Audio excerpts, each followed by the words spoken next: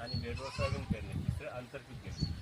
आता आंतरपीक आपल्याला माहिती आहे की आपलं पूर्वज कसं करत सोयाबीन म्हणा सोयाबीन तर आता एवढं करून बी आपल्या इथे रोग किडी आहेत. पूर्वज कसं त्यावेळेस रोग किडी येत होत्या काय येत होत्या पण कमी येत होत्या. काहून कमी येत होत्या की त्याला आपण आंतरपीक मिश्रपीक किंवा सापळा पीक अशी 3 पिकावर करत होतो अलग. त्या आंतरपीक सापळा पिकामध्ये काय होत होतं की एक एक पिढीची जी अवस्था असते समजा अंडी अवस्था झाली, पिल्ली अवस्था झाली, त्याच्यानंतर पोस्ट अवस्था झाली, त्या तिन्ही अवस्था काय होत होत्या की अलग अलग पिकावर होत होत्या. अलग अलग पिकावर झाल्यामुळे काय होतं ते किडीचं ॲटोमॅटिक नियंत्रण होत होतं. म्हणजे आता समजा आपण एखादं साधारणतः कपाशी पेरली त्यात आपण उडीद करत होतो, त्यात चवळी पेरत होतो, चवळीवर मावा येत होता, मग आपल्या कपाशीवर मावा येत नव्हता. तर तेच टेक्नॉलॉजी आता आपल्याला नानाजी देशमुख कृषी संजीवनी प्रकल्प अंतर्गत आपल्या गावामध्ये राबवायची आहे. ते राबवताना आपल्याला या वर्षीपासून कमीत कमी नाही काही तर 10 गुंठे 20 गुंठे जे जसं शेत असेल समजा त्या शेताच्या प्रमाणे 10-20 गुंठ्यावर आपल्याला असे प्रयोग करायचे आहे की जे आंतरपीक आपण जे पूर्वीपासून करतो म्हणजे नवीन काहीच नाही आहे, जुनंच आहे, फक्त आपल्याला डबल सुरुवात करणं आहे हे महत्त्वाचं आहे.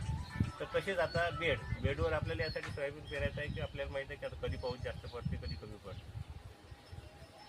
आता BBF पेरणी यंत्र आहे, तुम्ही BBF पाहिलं का पेरणी यंत्र? हां, BBFनंच पेरायचं आहे. कारण काय की कधी पाऊस जास्त पडते आपल्या भागात, कधी कमी पडून राहिला. वर्षाले असं होऊन राहिलं की पाऊस एकदम पडते दाबूनच पडते, नाही तर मग 15-20 दिवस काहीच नाही.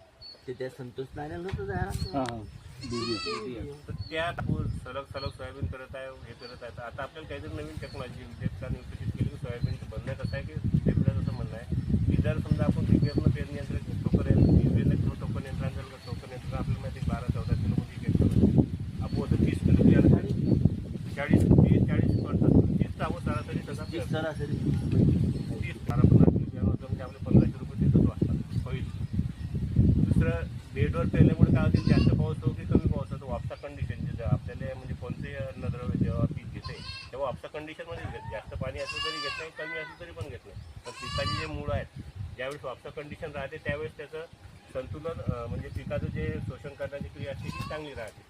तर त्यावेळेसच आपण कोणतं बी पीक समजा वापसा कंडिशनवर राहावं जमीन त्यासाठी आपण कोणतंही पीक हे म्हणजे तो याच्यावर वातावरण घेतलं पाहिजे असं हे एक विद्यापीठानं आम्हाला विश्लेषण केलं आहे की असं तुम्ही गावाची प्रचार प्रसिद्धी करा. दुसरी गोष्ट आहे मिश्र पीक. आता मिश्र पीक आपल्याला सगळ्यांना माहीत आहे की आपण पहिलेपासून आपले पूर्वज करत होते, तूर करत होते, हरभरा करत होते, तर त्यात प्रत्येक मिश्र पीक टाकत होते. काहीच्यात धने टाकत तर काहीच्यात फळ टाकत तुरीमध्ये, काहीमध्ये चवळी करत, काहीमध्ये मूग करत, उडीद करत, हे पूर्वपार चालू झालेलं आहे. पण आपण काय केलं काही या काळाच्या ओघात समजा मजुरी म्हणा किंवा मग म्हणा यानं जेव्हा हे जाते म्हणून आपण एकच पीक करत आहे. त्याच्यामुळे काय होतं की किडीचा हा उपद्रव जो वाढत आहे दिवसांदिवस की आपण इतकं औषध मारून राहिलो महागडे